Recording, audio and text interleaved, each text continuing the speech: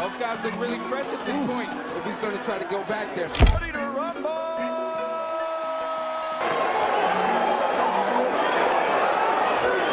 I gave you guys instructions. I want to just remind you, please listen and follow my requests at all times.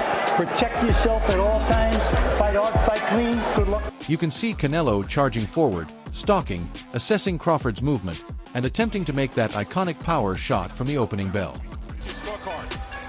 69-64 in favor. 3 or 4 more rounds of that, and then we got to start asking why he's not The taller man, but there is just fun. With every clean hit, Crawford, the chess master, makes Canelo work by dancing around and changing angles.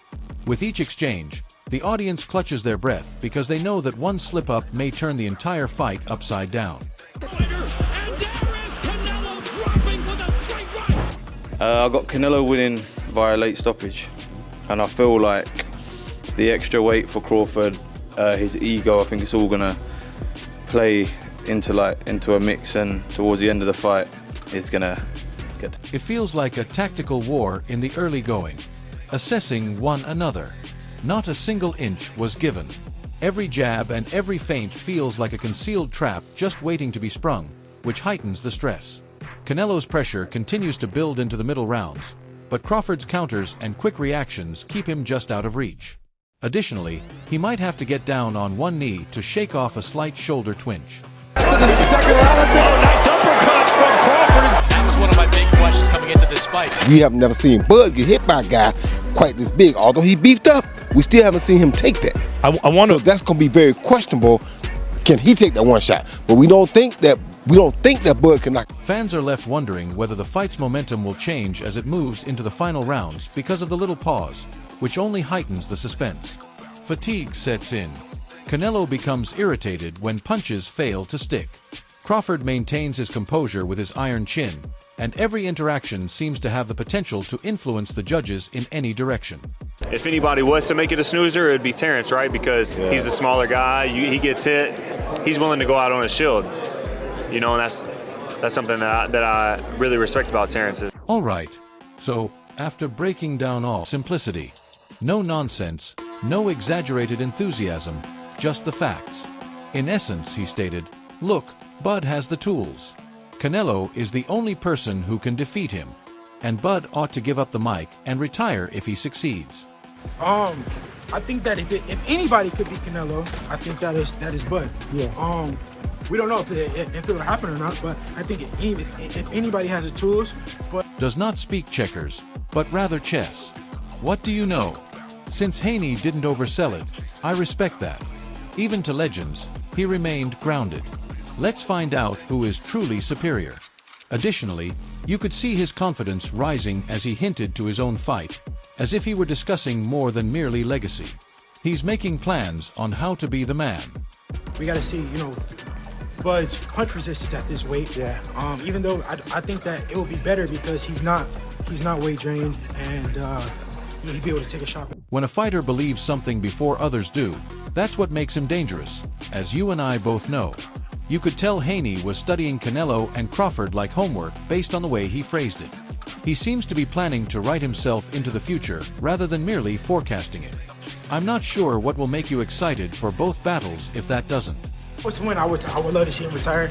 I think he accomplished everything in boxing that he could, and I don't think it'll be not much. I would really like to see Bud retire if he were to win. He accomplished everything he could in boxing, in my opinion, and I doubt that he could have done much more. Okay, so after cutting apart Devin Haney's composed breakdown in the form of a checkerboard, we immediately move into Caleb Plant's response, and you can sense the change in energy. Don't misunderstand. Caleb is out here showing both men respect as if he were holding a family meal. He is aware of what is being discussed. Come on, he's talking about Canelo possibly slowing down and not being as excited for some matches. This one has Canelo wide awake, as we all know. There is no snooze button here. I think it's going to be a hell of a fight. I think both guys are so great that they deserve respect. And instead of us telling them what they can do, let them show us what they can do. Bud's not the type to run, even if he gets cracked, said Crawford, who also nodded. No, that man's DNA has too much pride. Caleb's essentially stating, yo, we can talk predictions all day, But tomorrow night it's time for them to show us, was what I found most endearing. To be honest, You know, maybe if he gets hit with a big shot, he may just run the whole night, but that's not in Terence's blood. You know, he's willing to go out on a shield, and that's a big reason why I respect Terence so much, on top of, you know, all his ability and you know, his skill. And, you know, he's got Sean Porter called Bud an abnormality, breaking it down the way only a man who has been inside with Crawford could. A warrior with an unshakable mind and ice in his veins. He was clear. Brick by brick, Canelo constructed his legacy. But he had the blueprint from birth, buddy. Crawford isn't now pursuing money or titles, according to Porter. You know, some of those messages you can't unhear, you can't not see. I don't know, man. It's gonna be great. I see it being back and forth. I have Bud winning this fight. Why? I think Bud has enough of everything to beat.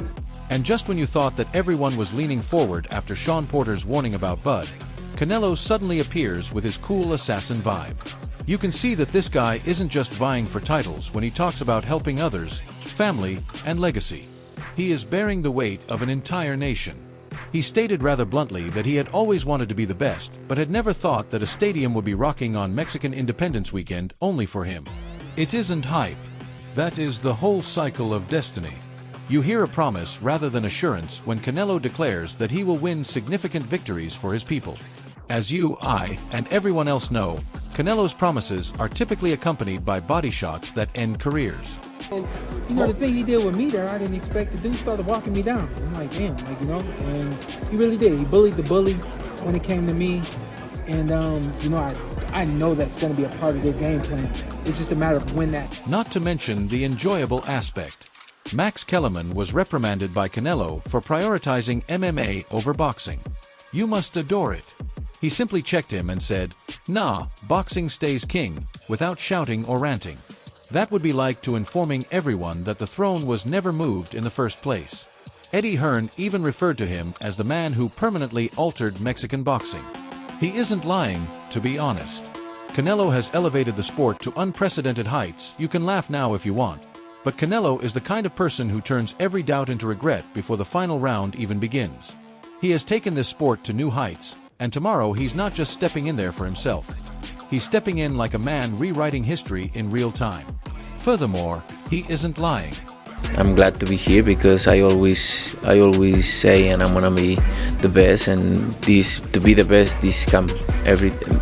all this come with that. Additionally, Porter didn't see anyone who was burdened when he observed him at 168. He observed a man who was poised, at ease, and locked in like a sniper awaiting his prey. Confidence in his eyes, serenity in his tent, and steak on his plate. Crawford appears prepared to take on this challenge head-on. Porter, meanwhile, didn't mince words either. Canelo Alvarez, Mexico's king and the vicious body snatcher who crushes you down before he ever touches you, is across from him. For everyone, September in Canelo is a nightmare. And Bud must travel through unquenchable flames if he hopes to achieve glory. In essence, Porter advised, don't blink, because a single error on the part of either man may quickly flip the entire storyline. Max Kellerman yesterday when he kind of disrespected boxing, in your opinion? Yeah, I think boxing is always in the top of the sport of contact sport. Boxing is always in the top, and they need to know that. And one punch has the power to destabilize a crowd. It's on you now, though. Post your opinions in the comments section. Are they brains? Is that brawn? Is that Bud?